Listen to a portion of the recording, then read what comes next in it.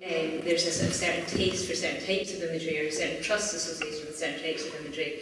For example, the constructed shot that is very beautifully framed is, a bit out of fashion at the moment, whereas the snapshot taken by the soldiers themselves, for example, isn't questioned to such a degree. I don't think. Or what about all the videos now that soldiers upload directly online? So there was a famous case of a pornography site that offered to give soldiers serving in Iraq free access to the site if they would upload videos of valor.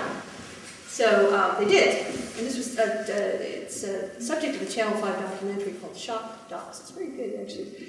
And they show some of the videos that the soldiers are uploading, and they're and they didn't even show, and they say they're not going to show the ones that are particularly violent. It's a whole different image of war, and our question becomes, are we ennobled as a people by, we know bad things happen during war. We know this intellectually. We know people suffer, and we know who really suffers, the innocent.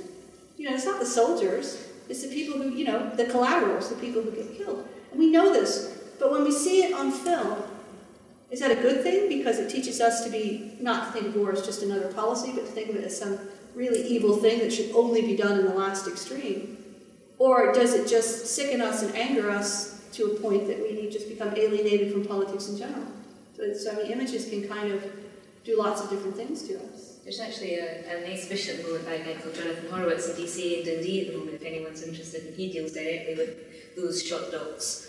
And he actually prints in the gallery. I've not actually seen the show yet, I don't know if this work is in there. He prints some of the images that the soldiers have taken and exchanged for fun.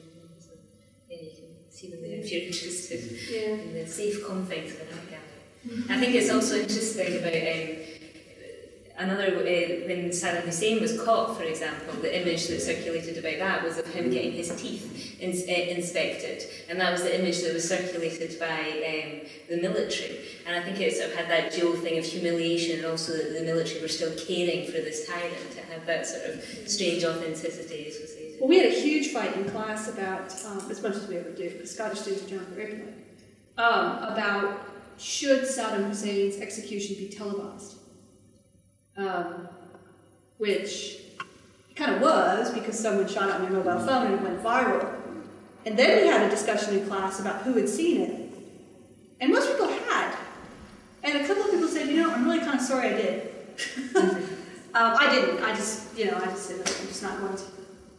And then my students got mad at me. They said, you have to. I'm like, no, I'm not going to, so don't make me. But I don't know if anyone saw that or felt that. My argument was, I know he died, I know he was hung, I have no desire to see it. I don't, it's not because of dignity, it was just because of my own personal, I don't need that in my head kind of argument. But is that a valid argument, or should I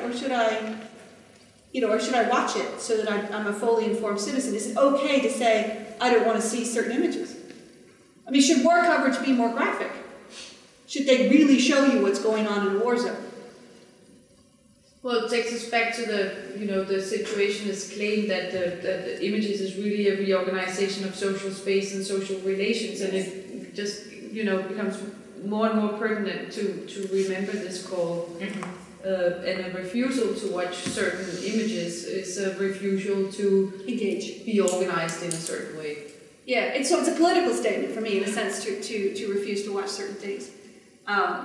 Just as a political statement for my husband to refuse to watch The Falling Man. Because he's also American, and he says, I'm not doing it, and I'm not doing it because it's a political statement. Because I think it's wrong to dwell on the personal tragedy of these poor people who were caught up completely inadvertently. It's a private thing for them, it's a private thing for their families. And, we just give fuel to terrorists if we indulge in that. And other people would say, well, no, it's a memorial, and we should. Some families have actually said that they don't care to try and identify pictures of the fallen people. They don't want to know, they don't want that level of detail. So it's, once again, but I like this notion of, as a citizen, is not watching just as much a political act as watching. Because, he's no one before to watch. I think Brian Holmes said, why is the democratic potential of the internet so broadly ignored? And I wonder, because if we think about the future, return to the question, sort of think about the future, do you think that the image and the internet have any potential for expanding democracy or deepening democracy, or do you think that they just reduce everything to this sort of... Oh no, worse than that. I think that I mean, there's two schools of thought, right? The cyber optimists, which is that by disseminating image, we disseminate information and knowledge and experience. And there's cyber pessimists who are right now probably dominant, who suggest that, you talked about terrorist images, that by disseminating images, we actually destroy the fabric of our illusion of a cohesive society. Because this society isn't cohesive. It's just, we're in a very, very thin bubble. And we can't challenge that bubble too much with images of abused children or images of terrorist atrocities or beheadings or hangings or whatever, because that will just sort of pull that one thread and all of society will unravel. I think allowing voices that haven't been heard to be heard, particularly as in Africa the use of mobile phones takes off, and the ability of people to tell their stories to the world, I think could have a potentially good effect. But there's two things. I mean, one is the destructive capability of viral news. Obama's a Muslim. Yeah, whatever. It's just weird. Counterbalanced, well, and also because nation states still effectively control cyberspace within their territory. China puts people in prison and I can't remember, I think it's China that's actually executing a cyber dissident. WikiLeaks has just been brought down. Yeah, WikiLeaks was brought down. I mean, and come on, the whole thing, sexual assault in Sweden, for God's sake. I mean, that's just, I would have to see some and I don't really see the news organizations really going after that the way they should have. Because the American government is a fearful, fearful thing. I know I'm an American taxpayer. Paid most of my time. Seriously. But, I think the vote's still out. I think that's what my class was doing was really cool. Because they were saying, okay, well, let's look at the evidence. Because a lot of people don't. And the evidence keeps changing online, fair enough. But there are ways of thinking about it and reflecting on it that I think could really enrich our understanding not only of the internet, but of society in general. Any thoughts? Well, just an observation really. I thought it was interesting that WikiLeaks, they initially thought of putting it dumping it straight on the internet. But in the end, they decided to put it through conventional, paper news medium, because that was the best layer of protection, and also the way that the students are really effective users of social media. But in the end, it was going out in the streets. Well, and it's being used for the purpose of doing that, such an archaic form of protest as actually going out and demonstrating. It hasn't replaced that. It's become a kind of, means of avoiding the police, essentially, because they can sort of tweet where the demonstration is going, where the police concentration is strongest. The police can't tweet because their gloves are too big. But you said in your talk, you talked about, the internet as a tool, which I think one of the problems, though, with students is collectivism. It's like, I'm on the Facebook protest group, and some of my students have looked at, the content of these Facebook groups, which are fairly, they're logistical, but they're not really having the, the students are kind of against fees, which I think is quite understandable, but where are the parents? And where's the rest of society? It's the parents who should be, they're the ones who are going to have to pay. Why are we leaving this all to the students? As a society, we should rise up and say, and where are the academics? They are involved, and they are more so than usual. Although right now, the biggest fight at Glasgow in my school is why we no longer pay for milk in urban studies for the coffee. And the other one is, this is true, should academics who go to places that are farther away have bigger travel budgets? I'm not making this up.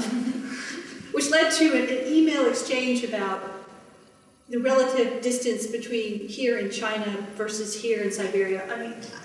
So sometimes I worry about academics being very, very trivial. Anyway, on that note. Just for if no one else has another question, just then for the last couple of minutes, to think about our current model of democracy, and for example, I think how we fund higher education, how we fund the NHS and things like that are huge topics. A few people have said that it's difficult for democracy to deal with, our current system of democracy to deal with, because it's based on such a short-term model. For example, we have all the political parties in Scotland not actually proposing what they're going to do about higher education until after the election, which to me points to a failure of the system. But on another level, a number of other commentators have said that in situations of war, democracy has to be suspended in order for them to be able to win it.